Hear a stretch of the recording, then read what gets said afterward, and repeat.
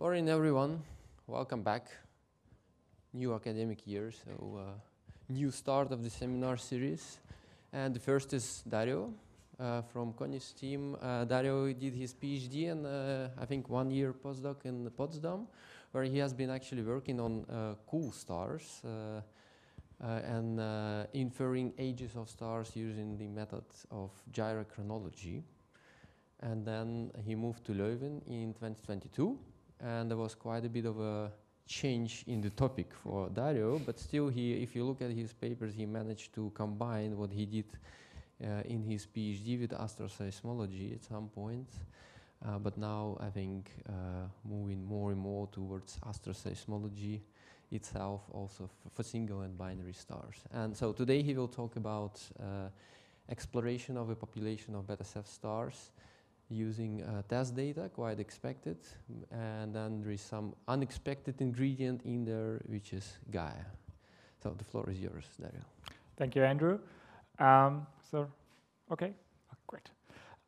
Yeah, I will talk about beta Ceph stars, as Andrew just introduced, and I gave a subtitle, My Journey to the World of Massive Stars, because, as Andrew introduced, I worked on low mass stars, and I even started on lower mass stars, so I did my bachelor thesis on brown dwarfs. So I'm working up the mass scale. So I now basically reached the top with OB stars. That project was a joint project with Matthijs, Connie, Denhay from Hawaii, and Joris that we conducted over the past basically half a year. And I will show the results, what we got out of TESS and Gaia with the beta Ceph stars. So let's start. What are beta Ceph stars? Most favorite figure in this series of talks here has one Russell diagram, and we are up here among the most massive stars on the main sequence. So we are talking about masses from 7 to 20 solar masses. As said, these are main sequence stars, main sequence pulsators, and they pulsate in low order P and G modes. What means low order? Low order means just the low n number, for those who know. Otherwise, you would just have, or low n means that you have few internal knots in your waves. And there's an overlap with the, as you can see, with the SPB, slowly pulsating B star region. So you have high order G modes in them, and since there's an overlap in the instability strip, you get hybrid pulsators. Everyone is very excited about them, but nobody really knows how to deal with them. But that's up for Matthijs in his PhD project, one of the thousands projects. And you should not confuse beta Cephei stars with Cepheids, which are named after Delta Cephei, which is a yellow supergiant, so that's off the main sequence, but they share a common mass regime and for some stars. It just happens to be that in that region of the sky there are many bright pulsating stars, so they're from the same constellation. And a shout out to all the PhD students who are going to use that figure in their thesis. Please include the low mass stars as well. There are stars below 1 solar mass, and from this year on, we already also know that they are actually pulsating. So there's Epsilon Indi, which is a mid-K dwarf, was just this year the pulsations discovered. And I guess from even the shorter cadence test data that's coming up, we'll see many more solar-like pulsations down in that range. Okay, let's start with a short history on beta Cephei stars. In 1902, it was discovered by Frost that that star is variable in radial velocities, and by 1906, he had a full radial velocity curve, which is actually just from 2 days, because that period of that star is so short in radial velocities. You can see it here. So this is half an hour, and here we had 5 hours and a bit, so 4.5 hours. Or as a frequency of 5.25 cycles per day, but with a huge amplitude. So by that time, it was thought that this is a binary star, because that was the only explanation that was out there. But already in his 1906 paper, Frost questioned this explanation because it would have been a very weird system with this huge amplitude and short period. And then in 1913, we got a light curve for that star. And it turned out that has same periodicity as the photometry, although there's a phase shift, so it's probably not a binary star. That was the conclusions there. And Goodnick, who made this light curve, already speculated about pulsations as the origin of the variability. If you're interested in how he wrote that down, I have this in my additional slides. So if you're interested, ask me later about it. And then by the 1950s, there have been two pretty influential papers. One theoretical by Paul Ledoux that you probably all know on the non-radial oscillation of gaseous stars in the problem of Beta Canis Majoris. Beta Canis Majoris is also a beta Ceph star, but since it looks a bit different in the terms how it's pulsating, some people prefer to use Beta Canis Majoris, others preferred beta Ceph as the name of this class. So we have these two names in literature in up to like the 1960s or so. So there he brought forward non-radial oscillations as the cause of variability. And then we have on the observational side, Otto Struve, who wrote the paper An Interesting Group of Pulsating Stars, which can be probably said about all groups of pulsating stars. But he wrote it about beta Ceph stars, and there he combined all the observations that were known up to that point, also folded in the theory of non-radial oscillations, and basically established that these stars are pulsators. And what we still needed is a definition of what these stars are, and this definition comes from someone that you probably all know, but you probably don't know what his contribution to astrophysics was. So that was by Van Hoof, and he wrote, again on Beta Canis Majoris stars, there are B stars which undergo in their brightness and their radial velocity a double oscillation with two nearly equal and short periods. So what is this double oscillation? Let us have a look at this.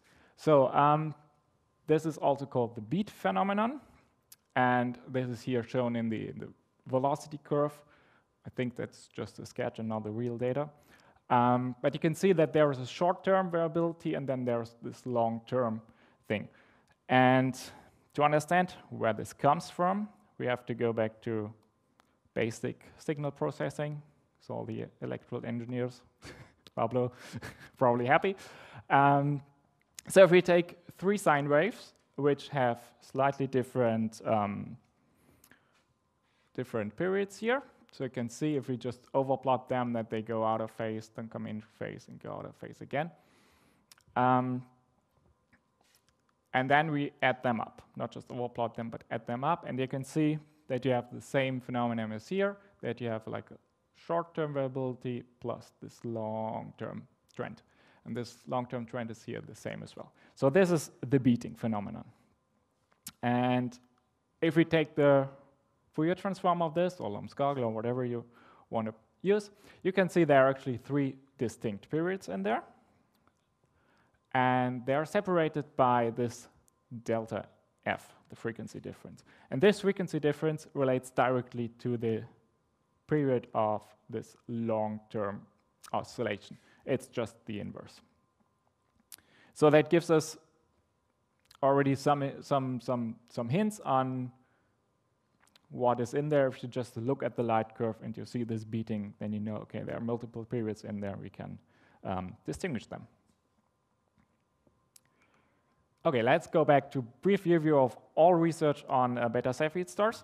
For this graph, I just took, I've written down here, all papers from the past 100-something years, 140, 50 years, that have beta Ceph or Beta Canis Majoris in their abstract title or keywords. And you can see that here in around 1900, we discovered the radial velocity variability. Then we have this period, and then basically not really going on for the next 40, 50 years. But then we have some more observations, and in the 1950s we basically established the beta Cepheid stars as a class of pulsators by the names that I already mentioned. And then going on in the 60s and 70s, we have more observations, culminating in a review paper in the late 70s. And then you have this 1980, a huge spike in there. But if you look closer at the data, it's not really a spike, because there have been many review articles and conference proceedings in this year. If we just exclude it, we will just have a normal linear trend here.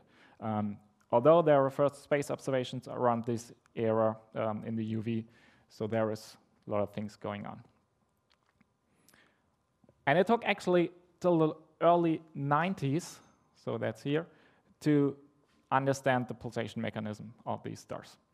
And these pulsations, they are driven by the Z-bump, so that's ionization zone of iron in the upper atmosphere, which is opaque to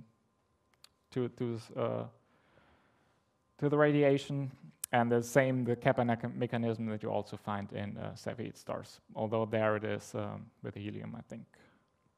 Right?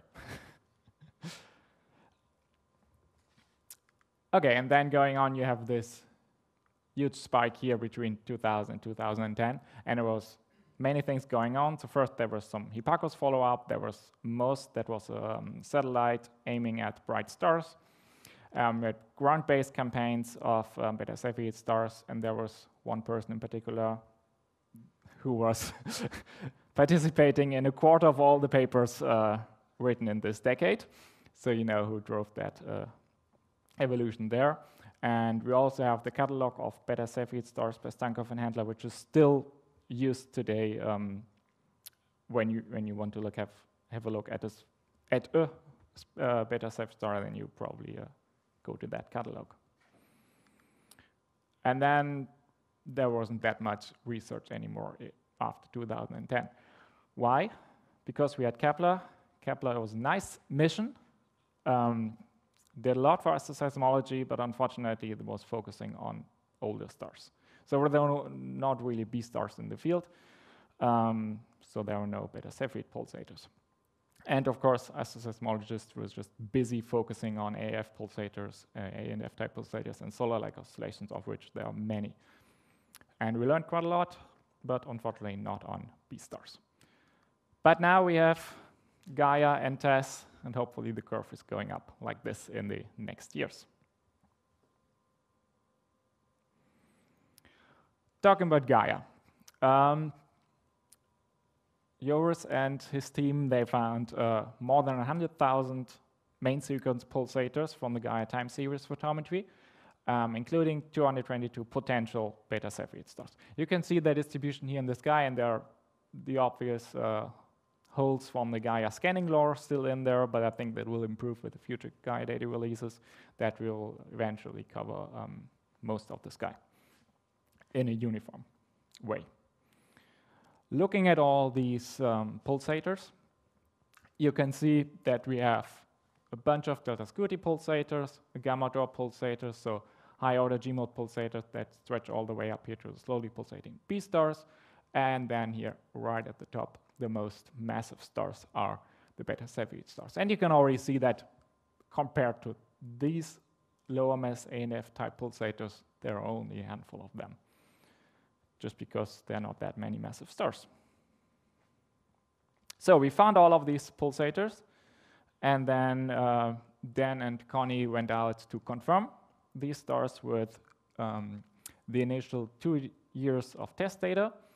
And you can see from these correlations that looks actually pretty good. So there are some aliases from the light curve processing from the TESS and so on. But otherwise, you can see that most of the periods or most of the frequencies that we find in Gaia light curves, we also find in the TESS light curves, which is very promising. So we, basically Matthias and I, went out to get all the TESS light curves that are available for these Gaia targets. doing full frame photometry on these, and then we found 216 stars in TESS. The other 6 stars just have not been observed. And out of these 216 stars, 209 stars have matching periods in their Gaia periodogram compared to the TESS periodogram. And you can see that all the black dots are the ones the main frequencies that we find in TESS compared to their Gaia frequency. And you can see there are only a few stars that have other frequencies. And for these, when you look deeper into the periodogram, they also have have actually a matching frequency component. And there are only these blue stars here, these 5, the 6 stars actually off the chart, where we cannot find a matching component in the TESS data. So that's very good. And also the mean difference between the TESS data and the Gaia data is thousands of a cycle per day. So that is very good for testing how Gaia can actually see all these pulsators. So let's have a look at the light curve. In black, you can see the phase-folded Gaia light curve on the detected period in Gaia, and in red, you can see the phase-folded light curve for the same period from TESS.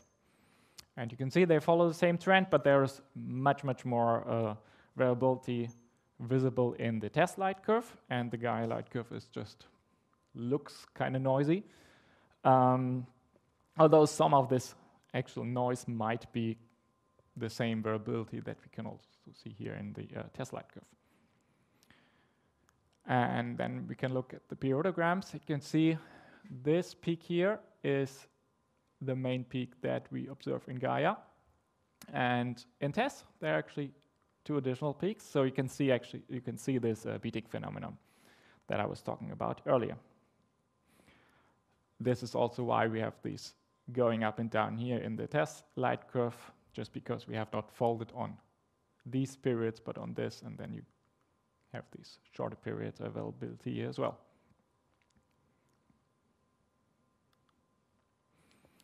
Speaking of light curve, there are a bunch of different shapes of light curves for beta Cephei stars. So some of them basically have 1 period. There is no beating that we can see in a single TESS sector. And if there is some beating, it's likely that this is on very long term. So the frequency components are pretty close together. Then there are stars where we can see the beating. So we have some close-ish together periods with, if you just eyeball it here, that's a fifth of a cycle per day, where it's together, so 0.2 cycles per day difference. And then we have things where the beating is longer than 1 TESS sector. So that means that the frequency components are close together. And then there are these weird-looking light curves.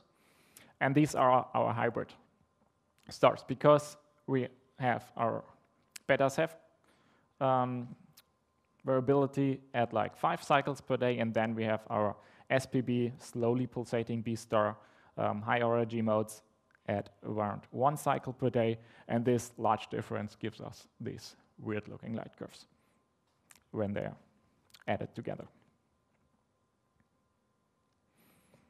Let's have a look at what our population of beta Cephei stars look like in the Hertzsprung-Russell diagram.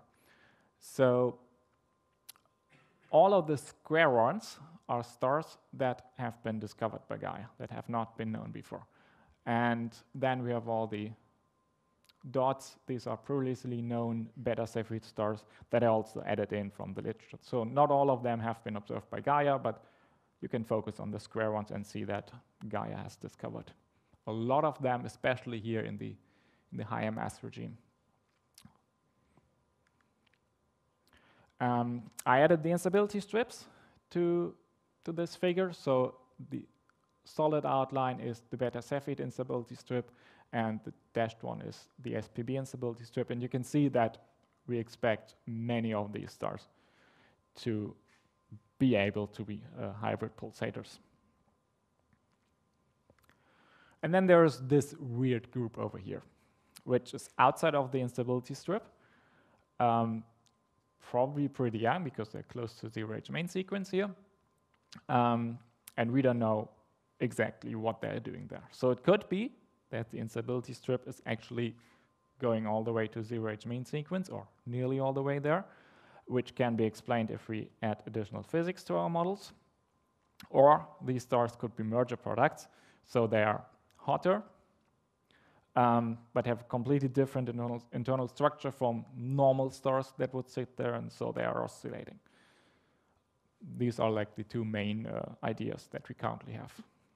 So to really understand what these stars are doing there, we probably have to do detailed analysis that we have not done yet. Then just to give you an idea where the data is coming from, so the effective temperature, they all come from Gaia. There is no like ground-break spectroscopy involved or whatever. That the Gaia ESP-HS temperatures. Then we have the luminosity is also just directly from Gaia, using the magnitude, the extinction, the distance, and we have volumetric corrections in there. That also explains why we have these large uncertainties here. Just because the Gaia temperatures are not that certain, and this all funnels through as well to the luminosity. And of course, our frequency here, that comes from Gaia and TESS, or the literature for those stars that have not been observed by Gaia. So if we want to do astroseismology on these stars, we have to know the pulsation modes. Because it's not straightforward to see one peak, one pulsation, or in your light curve, or in your Fourier transform, and then you just can't model this. You have to know the geometric properties of this mode. And for our stars, we are talking about low-order modes. So we have the degree, which is most often, these are the ones that we are talking about. So we have radial pulsations. We have dipole modes, where you can see there's one component here, one component there, so stars going that way. And then we have quadrupole modes, where you have 4 components involved. And then these modes, you can see here, if you rotate things, so this one is going one way in the star, and that component is going the other way in that star. This is the azimuthal order, the M value. And if you have a non-rotating star, you will not see these in your periodograms. But when your star rotate, then this one is going with your rotation, and this pulsation is going against your rotation. So you have a split in your periodogram. And this is exactly where our beating is coming from. So by seeing this beating phenomenon, we already know, okay, this can only be an L equals 1 or L equals 2 mode. It can't be a radial mode, which is helpful in identifying these modes. And of course, you need your radial order, but this is something that we cannot directly deduce from the light curve. This is, we have to go into models for that one. Okay, talking about identifying these modes. If you have high-order G-mode pulsators like gamma Dor stars, and you just order them by their frequency or period, you can identify this clear ridge here, and you can see that there is a secondary one, and that we can easily assign to an L and an M value. Unfortunately, if we do the same thing for beta Cephei stars, it looks like this. So this ridge, of course, shows up because we order them by that main frequency, but then there is nothing else. There is no secondary ridge, and there is just scatter all over. That's a bit unfortunate. So we really have to go look at each star and try our mode identification by eye. This is something that Matthias and I spent probably 1.5 months looking at light curves and the periodograms over and over again until we were certain that some stars had certain modes. So this is an example up here for an L equals 1 mode, where you have this central frequency, and then we have a split here, and this one is probably unassociated with this mode. So that's a different pulsation mode. The splitting strength, so the difference between these peaks, that depends on the mode geometry, and it depends on the rotation rate. So if you have a faster rotating stars, your splittings are wider, which of course is nice that a lot of OB stars rotating fast, so you can actually see these splittings in our test data. And as I said, this is something that we identify as L equals 1. And then, of course, the one here below is L equals 2, because we have 1, 2, 3, 4, 5, more or less equally spaced peaks, and this peak here in the middle is the M equals 0, the zonal mode, and you can see it's actually not the strongest peak, which is kind of interesting, but happens in quite a lot of stars that we studied. But there are two problems. It's a very tedious task. As I said, we spent on this sample of about 200 stars quite a long time. And there are few stars that actually show complete multiplets. Or there are even stars where we can't see our splittings because they're either rotating slowly or their mode geometry is just unfavorable, that we just can't see the split modes because they cancel out. So what else can we do? So there we already know from, you can see back from the 70s already, that there is a wavelength dependent on the amplitude of the pulsations. So if you go down in wavelengths, that way is shorter wavelength, then you have a high amplitude. And it's not only this, but this is wavelength. So this is dependent on the modes. So if a radial mode, then this difference here between short wavelength and longer wavelength is pretty strong. While if you go up for higher order modes, this becomes less and less. So there's a way to distinguish between the different L values. And if we plot all the stars that we did manually, combine them, because otherwise it would just be a scatter plot and you won't see anything. So this is our 4 bands that we observed. So from the Gaia, we have the Gaia BP band, the G band, and the RP band, and of course we have from TESS our amplitudes. This is only the amplitude of the pulsation mode, so basically the amplitude of our parallelogram. So it's not the amplitude of the light curve, or something like this. And then you can see for different L values, the green one is the radial mode, L equals 0, then you have the blue L equals 1, and the orange L equals 2. And you can see they are ordered as expected, because if I go back, you can see 0, 1, 2, and 0, 1, 2. That's pretty promising.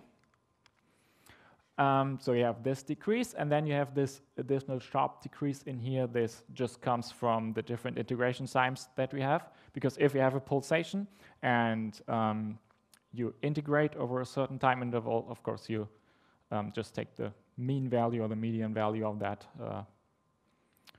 It's the mean value of these pulsations, and it lowers your amplitude. And the Gaia mission has like pretty short exposure time of, I think, a second or something like this. And for the TESS data, it's 30 minutes. So there's quite a difference, and so this is why we see this drop here.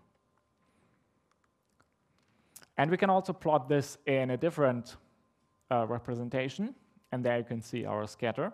So this is the amplitude in the RP band against the BP band, and in the TESS band against the BP band. You can see that there's quite a lot of scatter, but I added some stars from literature that we are pretty sure that the mode identification is correct, and here are the L equals 2 values, and here are the L equals 1. So these stars up here are very likely stars that have a degree of L equals 2. Then we have stars in the middle that is L equals 1, and hopefully these are the radial pulsators down there. Combining these stars that we did manually in this plot, we can create this one. So the black first focus on the stars with the black outlines. These are the stars that we assigned manually. And you can see these are only a handful of stars, but they cover more or less the whole diagram.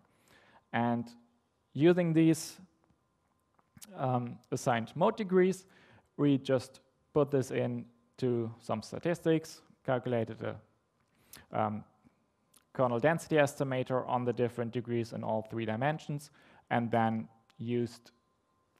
calculated what the area under these kernels are for each data point, and then assigned a probability to these stars. And you can see in the overlap regions between 2 mode IDs, you have a low probability, then you have some stars with pretty certain of a given order. And then you have these 2 groups here, so these blue stars that should be up here, and these orange stars that probably should be up here. But we found out that these are very likely stars that do not pulsate in the zonal mode as their main component that we see, but in m equals plus or minus 1. So you can already see that there is some information as well on the azimuthal order in this diagram. So this is what we had before. And now we have our probabilistic classification of most of the modes. And you can see it has a similar shape, but these medium lines, the mean lines are really a bit more distinguished, and also for example, here the L equals 2 pulsators are much more distinguished from the L equals 1 pulsators. So that's a nice way of assigning the mode degree. So let's have a look at all these stars again, where they sit in the Hertzsprung-Russell diagram, and this is only the sample of stars that we studied. And so you can see that the modes are just all over the place. The only thing is that we see is that the radial modes are mostly down here. I will come to that later. And once we have the modes identified, we can model the stars. So we have the stellar parameters, effective temperature, luminosity, we have the pulsation frequency, and we have our mode ID. I haven't talked about how we get the n value, but that was going again through all the spectra and then seeing which model fits, which n fits best to our data. Also taking into account different modes that we have not considered for the assignment of this L, because we are only working with the Gaia observed modes, and these are only the strongest modes, because everything else is just not visible in the Gaia periodograms. We use some MESA models from Siemens Bersons and MCMC fitting to get to the stellar parameters, which are the XC, the hydrogen core fraction, and of course the stellar age, then the initial mass and the fraction of the core mass, the convective core mass fraction. And of course, we recovered our input parameters just to see how well we are doing. And I can say that we recovered most of our values within the uncertainties that were given. Let's have a look at the population that we modeled. So this is the initial mass, and you can see, if we maybe just go shortly back here, most of the stars are on the lower mass, and of course this is what we just saw in the HRD, and also in agreement with what one expect, that there are fewer high mass stars compared to the lower mass stars in the instability strip. Coming to the age, you can see that most of the stars are like intermediately aged, a bit older. There are more stars towards the terminal age main sequence than to the zero age main sequence. This is just because of how the instability strip crosses the evolutionary tracks. It goes all the way to the TAMS, but not all the way to the ZAMS. So we just cannot have that many younger stars in there. Looking at physical ages, it's a bit different distribution, because these low mass stars are older for a given XC, just because they live longer on the main sequence. So this is expected. And looking at the core masses, there are not many. These cores are probably not too large, so the overshoot that we put that we need for the models is not too big, except for some stars over here. But this is also pretty much convolved with the XC, which we'll go into in the next slide. As I said before, the radio pulsators tend to be on the lower mass end, but otherwise there's not really a dependence on the mode degree, which is kind of sad because we still don't know why some stars are pulsating in that mode and why other stars are pulsating in a different mode. So unfortunately, our study has not really brought light to this problem. Okay, talking about the convective core masses. This is XC against the core mass fraction with all the pulsators that we have on there. The tracks you can see are for different masses. The solid ones are for low overshoot value, the lowest overshoot value in our grid, and the dashed ones are for the highest. So the radio pulsators are typically down here, which in agreement with most of the models. Then an interesting fact is that the young quadrupole pulsators, so the orange ones here, these are mostly G-mode pulsators. So these are the diamonds here, and if you have a look over here, then you can see there are also some triangles and dots. So these are P-mode and radial mode pulsators. So the young ones are G-mode pulsators for whatever reason. And the more massive stars need more overshoot, but this is also something that is kind of expected because you cannot fit like this track to these stars. So these have larger convective cores. Okay, I introduced earlier in this diagram that this splitting depends on the mode geometry and the rotation rate. Now that we have our mode geometries, we have identified our modes, we can actually estimate this rotation rate. And this is the envelope rotation rate, because if we look at the P modes, at this probing power diagram here, so this is the radius against our probing power, that they probe most of the near the outer regions of the stars. And when we do this, we have here the pulsation frequency against the envelope rotation. You can see that there's not really much of a dependence.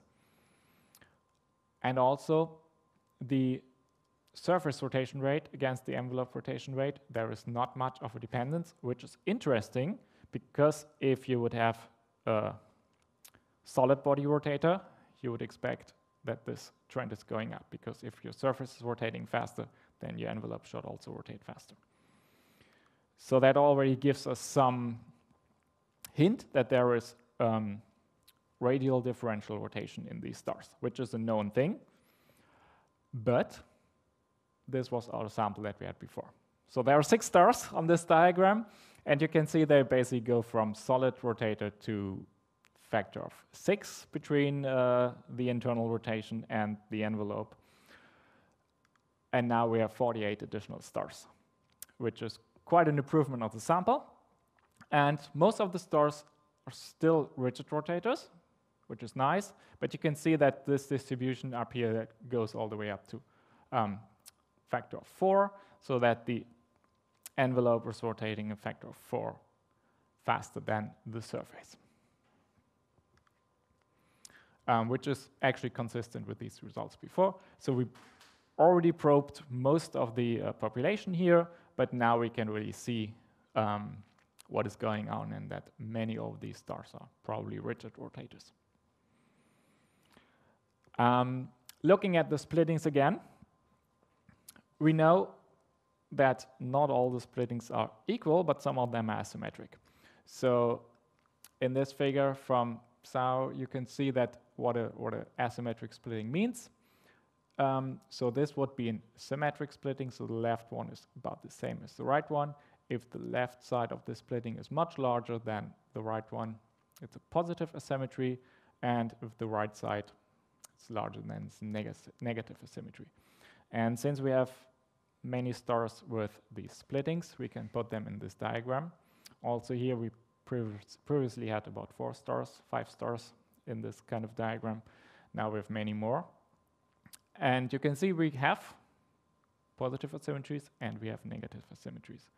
And to 0th order, the positive asymmetries are associated with rotation, so deformation of the star, and the negative asymmetries are probably from internal magnetism. If you want to learn more about how to use the asymmetries, go and watch back Vincent's seminar, where he basically talked 45 minutes just about asymmetries and what they can tell you about the interior of the star. So I'm already at my conclusion slide.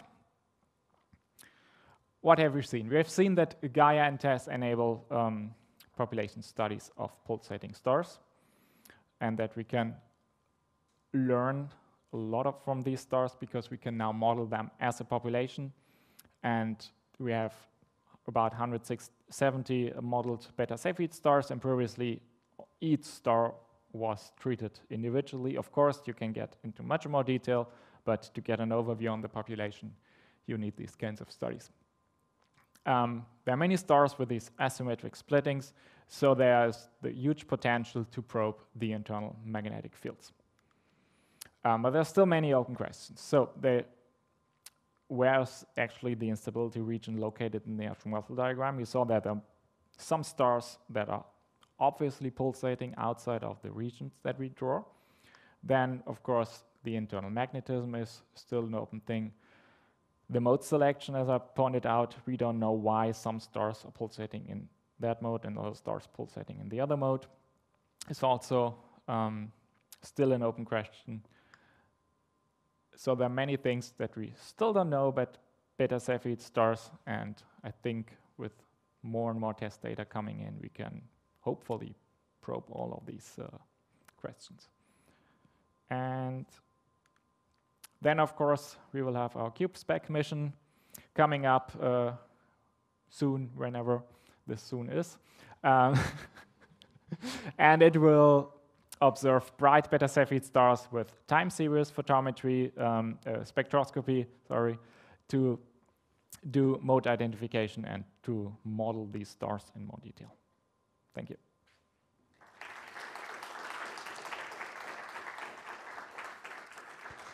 Thanks, Dario, for an interesting talk. Time for questions.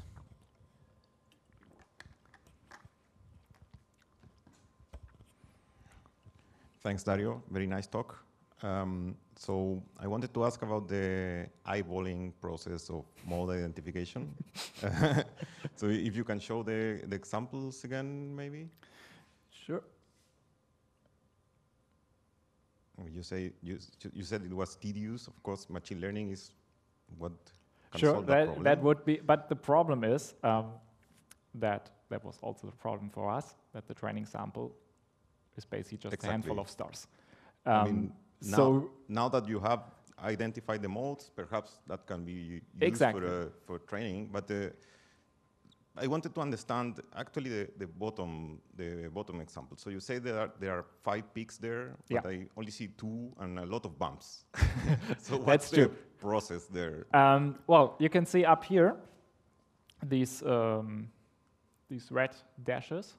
These are all the frequencies that we get from pre-whitening. Okay. And so we pre-whiten like all of these peaks, and then we get all of these frequencies here. And for most of these stars, for this one, you can immediately see that there might be 3 things. So if we have this one, and there's a bump in the middle. So looking at the frequencies, only this one is kind of clear. And then if we just plot this on this diagram here, you can also see that there is something that is more or less equally spaced towards the outside as well. So that is basically our thought process there. Perfect. So it was really iteratively, and as I said, we spent 1.5 months on these 200 stars to get some modes. Yeah. My second question was when you showed the frequencies from Gaia against the frequencies of TESS. So of course, I understand you cared for the matches, but I was wondering about because you can see a horizontal line in one day in TESS. Yeah, so there's one too. Do you know what those systematics are? These are QLP light curves. So these are not the best light curves out there. And there are some systematics in there. But in our sample, we don't have anything like this. Yeah. So this is why we had dedicated photometry and really made sure that there are no like longer-term trends in there and removed all the trends and stuff like this. Okay, thanks.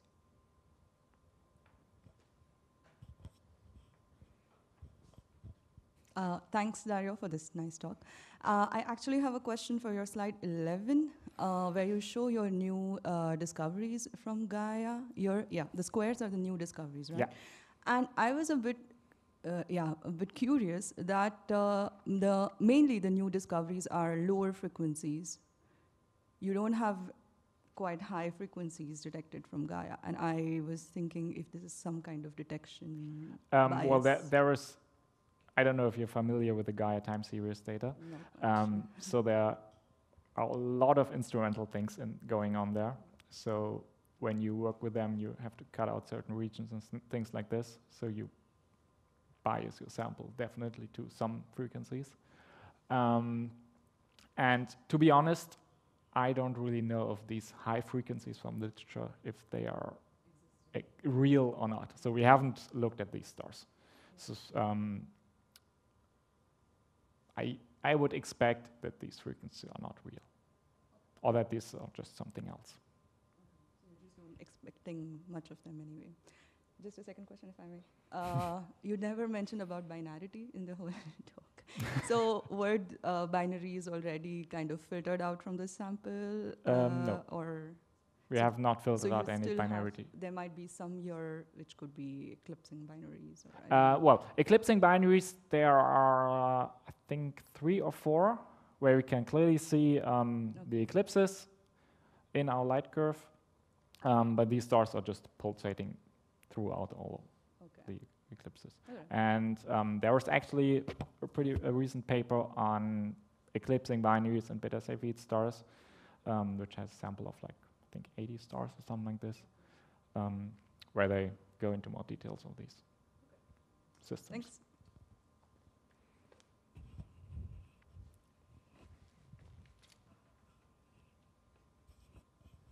Thanks for the seminar. I was wondering about, so you have your difference between TESS and Gaia in terms of frequency, that 10 to the -3 number. Yeah. How does that compare to the uncertainties you have? And I presume the Gaia ones will be bigger? Not necessarily, because in the Gaia light curves are pretty long. So your frequency uncertainty is going down. And for the TESS uncertainties, they are also on the order of, so like here 10 to the -7, some orders lower. But that also comes down to like sampling of the cryptograms and stuff like this, I would do you have an idea where this why are they so different then if the uncertainties are so low compared to the mean difference you find? You mean why we have this spread here? Well, so your if your individual uncertainties on, let's say, the frequency I get from TESS, the frequency I get from Gaia is 10 to the -7, like 10 to the -7 to 10 to the -3 is a very big difference. To be honest, I don't know. I haven't looked into this. I was just happy that they matched up nicely.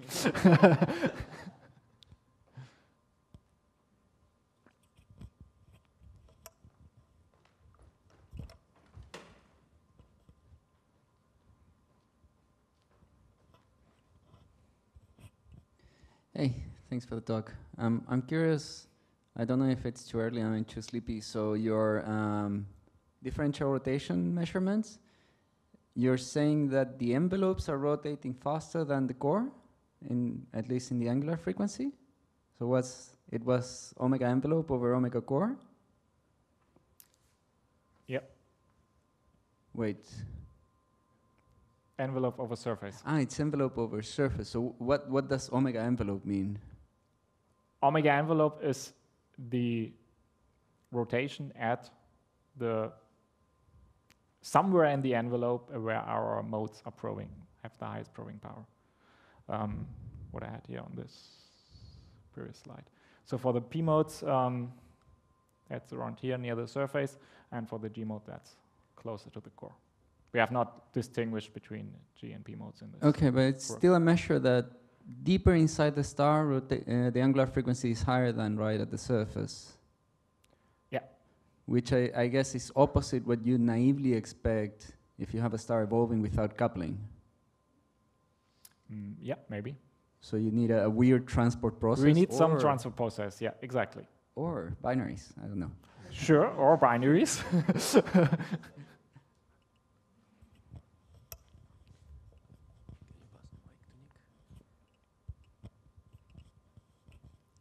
Hi Dario, thanks for the talk.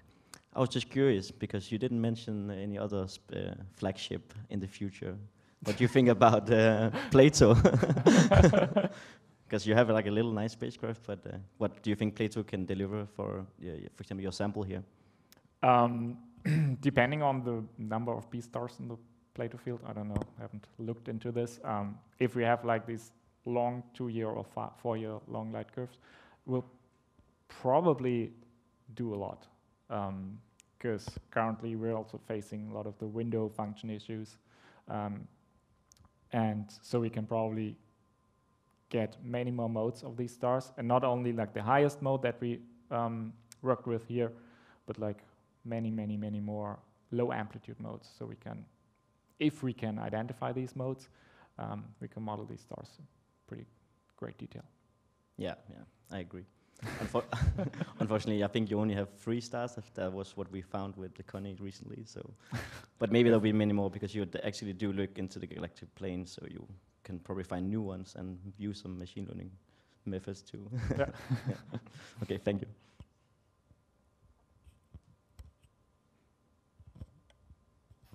Still have a bit of time. More questions? Oh, Reinhold. Hey, thanks for the nice talk. Earlier on, you mentioned that you cannot deduce the radial order n from the light curve. You need modeling for that. Why is that? Because there is no way that the radial order shows up in any information that we have from the. So there is no color dependence or as for the degree, or you don't see that in the split, for example, as for the Mussel order. So the radial order is just, you see a pulsation and it can be some radial order. Okay. So for like the radial pulsations, they're often in the fundamental mode, so radial order 0. The whole star just goes like this. But there are also overtone pulsations, so a radial order n or 2 for these radial pulsations. And you can ballpark these, say, okay, if that's a slow pulsation, then it's probably fundamental. If it's higher frequencies, then it might be an overtone pulsation. But that also depends on the mass of the star and things like this. So you cannot really deduce it from the light curve and the periodograms. Yeah, but we don't have that. So LNM pair of numbers, they determine the surface geometry. So it's the actual tiny perturbations on the surface that you see, and you can measure them through the light. But n is the number of nodal lines inside the star. So you can't see inside the star, unfortunately. So I can show you the how we actually did this. It's a pretty messy plot. So in time to quit, eh? So the black one is the periodogram, and then for each line of different sets of modes that we fit there, and we try to match them here to the central to the central one, and then we just looked at what other peaks are in the program. For example, so we have here splitting with this and this peak, so we don't have to care about these peaks. But there is a peak, for example, here we have something, and then of course here and here. And then we just try to match these predicted frequencies, try to match them up with what else is in the program. Again? So in your final page, you mentioned SpecCube mission. How is that mission going? Is it launched or not, and how will it contribute to your study? So it's not yet launched. It's still in the lab here. So what's the planned date of the launch? I think in like 2 years or something like this. So I'm not involved in the mission, so I don't really know when it's.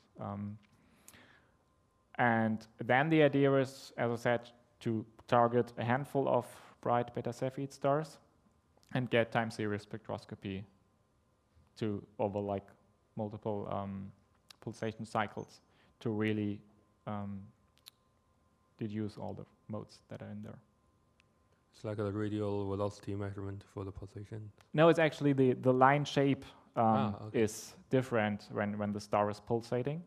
And if you have the time series of these, then you can deduce what the modes are. It's amazing. Yeah. So to add to that, good news about this mission is that we've got money to build it and launch it. So the expected launch date is sometime in 2026. The duration of the lifetime of the mission is pretty short, though. It's anything between 3 to 12 months, the expectation. But we'll get uninterrupted spectroscopic time series with a cadence of 15 minutes for at least 3 brightest beta Ceph pulsators. So that's the purpose. Okay, we're at the hour. Let's thank Dario again.